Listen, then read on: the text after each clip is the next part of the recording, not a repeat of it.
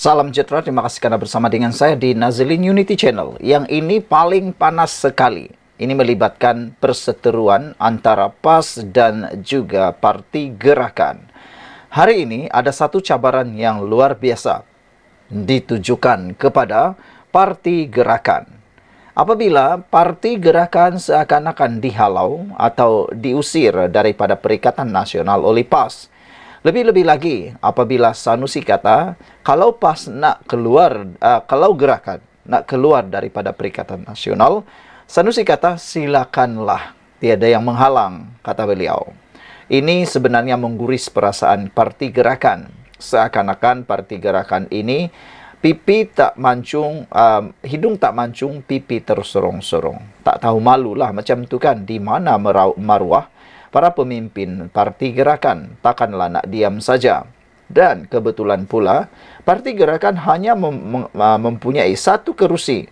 Bukan di Parlimen, tetapi Dewan Undangan Negeri. Satu kerusi sahaja di keseluruhan Malaysia. Hanya satu kerusi dimiliki oleh Parti Gerakan, iaitu di Kedah. Jadi kebetulan pula yang mengancam ataupun mengugut, yang mengarah atau mencabar gerakan itu keluar daripada parti Gabungan Perikatan Nasional itu Sanusi. Sanusi cabar, kata beliau, keluarlah kalau nak. Kali ini Parti Gerakan pula yang dicabar. Wakil Rakyat Tunggal Parti Gerakan pula dicabar tarik balik sokongan pada Sanusi di Kedah. Ini kan hebat. Seorang wakil rakyat DAP mencabar gerakan untuk menarik balik sokongan wakil rakyat tunggal parti itu terhadap Menteri Besar Negeri Muhammad Sanusi Maknor.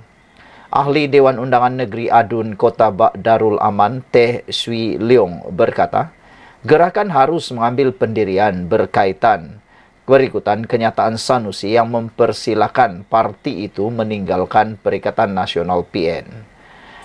Kata beliau, jangan hanya bertengkar dan memenuhi ruang media sosial, tetapi masih duduk semeja dalam kerajaan negeri Kedah yang dipimpin oleh Sanusi sekarang. Parti Gerakan hendaklah menunjukkan keberanian dan tidak perlu membuang masa serta sumber untuk mengekalkan satu-satunya kerusi exco-nya dalam kerajaan negeri Kedah jika merasakan bahawa prinsip dan nilai yang diperjuangkan tidak lagi selaras dengan dasar PAS atau Gabungan Perikatan Nasional. Jika rakan komponen dalam Perikatan Nasional sudah memanggil untuk keluar, mengapa harus terus berada dalam keadaan tidak selesa? Kata Teh dalam satu kenyataan semalam. Adun Kulim Wong Chia Zen, wakil rakyat tunggal Gerakan di peringkat Parlimen dan Negeri dan dilantik sebagai Exco Kedah. Wong memenangi kerusi itu menentang Teh Lian Ong dari Pakatan Harapan pada pilihan raya negeri Kedah tahun lepas yang turut menyaksikan kerusi pembangkang negeri dikurangkan kepada hanya tinggal 3 wakil rakyat daripada DAP. Sebagai sebahagian daripada Perikatan Nasional bersama PAS dan Bersatu, Gerakan kehilangan kesemua 23 kerusi parlimen yang diperuntukkan untuk bertanding pada PRU15 serta 35 kerusi lain pada pilihan raya negeri Ogos lalu. Pada 29 Julai, Sanusi yang juga Ketua Pengarah Pilihan Raya PN menyuarakan pandangan Naib Presiden PAS Muhammad Amar Nik Abdullah bahawa gerakan bebas untuk keluar jika parti itu tidak lagi selesa menjadi sebahagian daripada gabungan itu. Kedua-dua pemimpin itu menjawab kenyataan awal Timbalan Presiden Gerakan Oh Tong Kiong bahawa parti itu tidak akan teragak-agak untuk meninggalkan Perikatan Nasional jika ia bermaksud mempertahankan sistem pendidikan Cina. Berapa komen daripada netizen? Sekian dulu untuk kali ini. Jangan lupa tinggalkan komen anda, tekan butang subscribe. Bye-bye. Salam sejahtera, terima kasih kerana bersama dengan saya di Nazilin Unity Channel. Lesen media sosial. Cara Khairi layan media ketika dalam kerajaan kini diungkit semula. Kenyataan bekas Ketua Pemuda UMNO Khairi Jamaluddin agar kerajaan tidak menyalahgunakan sekatan media sosial dilihat, mengundang kritikan warganet. Tular kembali 2 sedutan video Khairi pada tahun 2016 dan 2017 yang enggan menjawab soalan wartawan serta peringatan bekas Menteri Kesehatan itu kepada setiausahanya ketika itu agar memantau laporan berita supaya tidak kena spin. Rata-rata menyifatkan penyampai radio Hot FM itu sebagai cakap tidak serupa bikin apabila dilihat tidak melayan media dengan sewajarnya ketika mempunyai kuasa politik. Kata netizen, berlagak betul ya. Lepas tu ada hati nak cakap orang, kata Rahizul Zulhim. Ada lagi seorang kata mungkin dia ingat akan pegang kerajaan sampai bila-bila. Itu yang berani cakap macam tu. Sekarang konon terpaling media pula, tulis Milanicic. Bila ada kuasa, kerek semacam tambah masa pak mertua jadi Perdana Menteri. Dah tak ada kuasa, konon dialah paling prihatin, kecam Mantukwe 247. Khairi dalam audio siar keluar sekejap, episod 116 berkata, untuk bersikap adil, beliau menyokong tujuan pelesenan kepada penyedia perkhidmatan sosial, media sosial dan penyedia perkhidmatan pesanan internet dalam menangani jenayah dalam talian. Walau bagaimanapun, Khairi berkata, beliau risau dalam niat murni kerajaan untuk menangani penipuan dalam talian dan jenayah seksual. Berlaku juga usaha untuk menutup ruang perbincangan politik yang legitimati, katanya. Saya rasa itu yang menjadi kebimbangan orang ramai.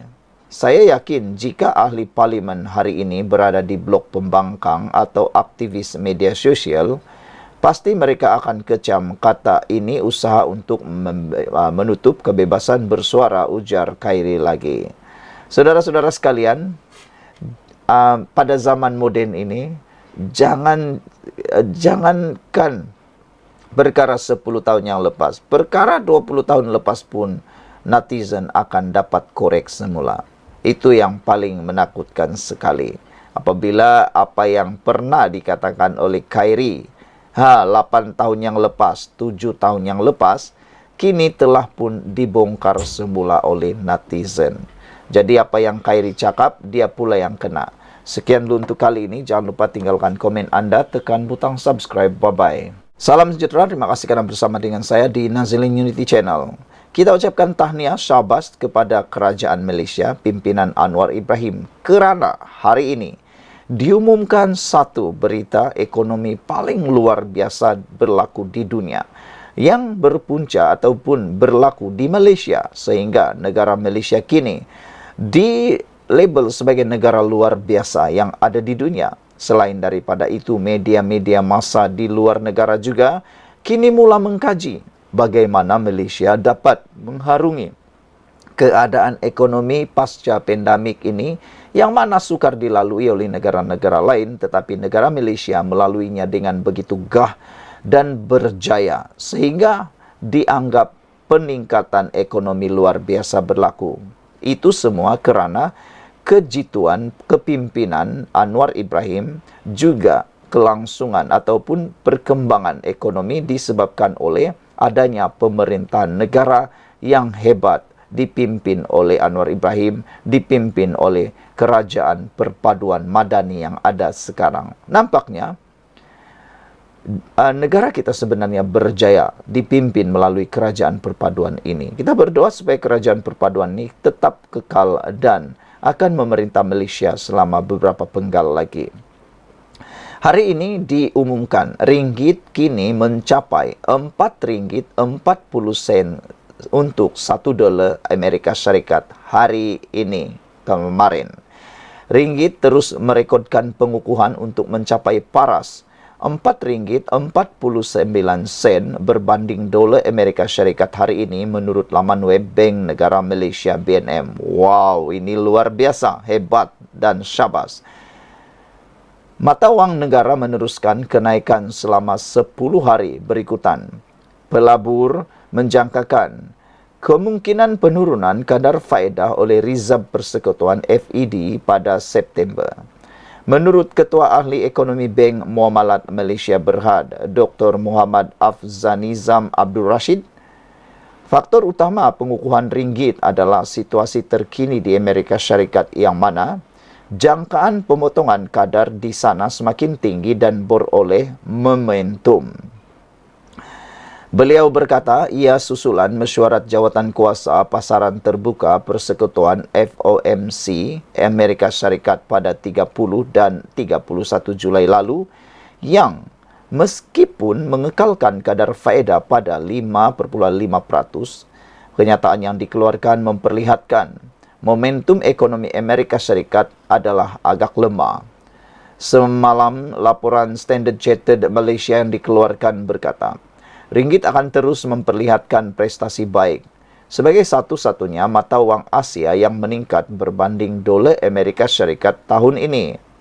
Pada masa sama, keputusan pilihan raya Amerika Syarikat akan datang mungkin membawa sedikit risiko kepada ringgit, terutamanya melibatkan sebarang tindakan pengenaan tarif ke atas China menurut laporan itu. Saudara-saudara sekalian, ini satu berita yang memang sangat luar biasa hebatnya. Jangkaan ringgit Malaysia meningkat tidak seperti yang diramalkan. Maknanya, kita meramalkan ia akan berlaku akan datang, tapi telah berlaku luar biasa pula capai hari ini.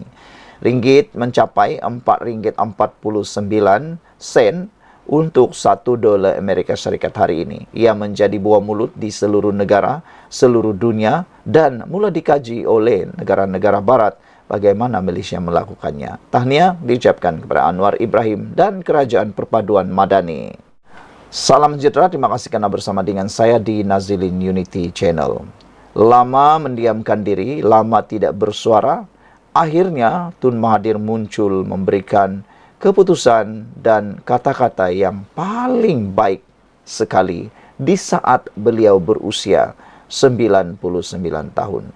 Ada beberapa penganalisis politik, inilah tindakan yang patut Mahathir lakukan. Dr. Mahathir sedih, marah atas pembunuhan Ismail Haniyeh. Bekas Perdana Menteri Dr. Mahathir Mohamad sedih dan marah atas pembunuhan pemimpin Hamas Ismail Haniyeh.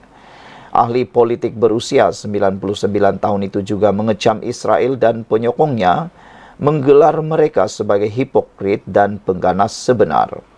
Kata Mahathir, saya bertuah dan bangga dapat berkenalan dengan Ismail selama ini. Seorang lelaki yang lembut tutur kata namun memiliki hati seperti singa. Usaha Ismail yang tidak putus-putus dalam memperjuangkan pembebasan Palestin, menentang penjajahan Israel, sememangnya sesuatu yang harus dicontohi oleh setiap pejuang kemerdekaan, kata Mahathir. Beliau seorang yang mengagumkan dengan keberaniannya membela rakyatnya, jelas berpunca daripada hati nurani yang bersih dan berpandukan kompas moral yang berteraskan kemanusiaan dan keyakinan agama, katanya pada ucapan takziah hari ini. Sambil menyifatkan Israel sebagai negara penyangak dan pelaku pembunuhan beramai-ramai, Mahathir berkata apa yang berlaku kepada Ismail menunjukkan keangkuhan dan kekejaman rejim Zionis. Namun media massa, media barat dan beberapa pemimpin mereka terus mengutuk Hamas dan Ismail sebagai pengganas, walhal mereka berjuang menentang Benjamin Netanyahu, Angkatan Pertahanan Israel dan peneroka haram Yahudi yang selama beberapa dekad telah melakukan tindakan keganasan terhadap rakyat Palestin. Pemimpin Barat yang bertamadun sendiri melabel Ismail, Hamas dan pejuang kemerdekaan Palestin yang lain sebagai pengganas. Kemunafikan Barat dan pihak sejenisnya memang memualkan, katanya. Saya benar-benar sedih dan saya marah. Saya sedih kerana Ismail seorang lelaki yang baik dan berani yang menghabiskan seluruh usia dewasanya berjuang untuk pembebasan Palestin telah dibunuh, kata Mahathir. Saya marah kerana dunia barat yang boleh membuat perubahan memilih untuk berdiam diri dan sebaliknya memihak kepada Israel dalam melakukan tindakan keganasan mereka dan melakukan pembunuhan beramai-ramai ke atas rakyat Palestin, tambah Mahathir lagi. Bagaimanapun, Mahathir berkata dia tetap optimis kerana perjuangan Ismail tidak akan pergi bersamanya dan rakyat Palestin tidak akan membiarkan kematiannya sia-sia. Mereka mungkin membunuh Ismail tetapi bukan idea dan perjuangannya. Kepada keluarga Ismail, terimalah ucapan takziah saya yang sedalam-dalamnya atas kehilangan seorang lelaki yang luar biasa, kata Tun Mahathir. Kepada Hamas dan rakyat Palestin, Anda telah kehilangan seorang pemimpin yang hebat, seorang yang berani dan berpegang pada keyakinan. Semoga Allah mengampuninya, memberikannya jannah dan menempatkannya di kalangan orang-orang soleh. Dari sungai ke laut, Palestin akan merdeka, tambah Mahathir lagi. Semalam, Perdana Menteri Anwar Ibrahim dan kerajaan Malaysia mengecam pembunuhan Ismail dan menggesa siasatan segera dijalankan untuk mengheret mereka yang bertanggungjawab ke muka pengadilan. Sekian dulu untuk kali ini. Jangan lupa tinggalkan komen anda untuk isu kali ini. Kita jumpa lagi. Bye-bye.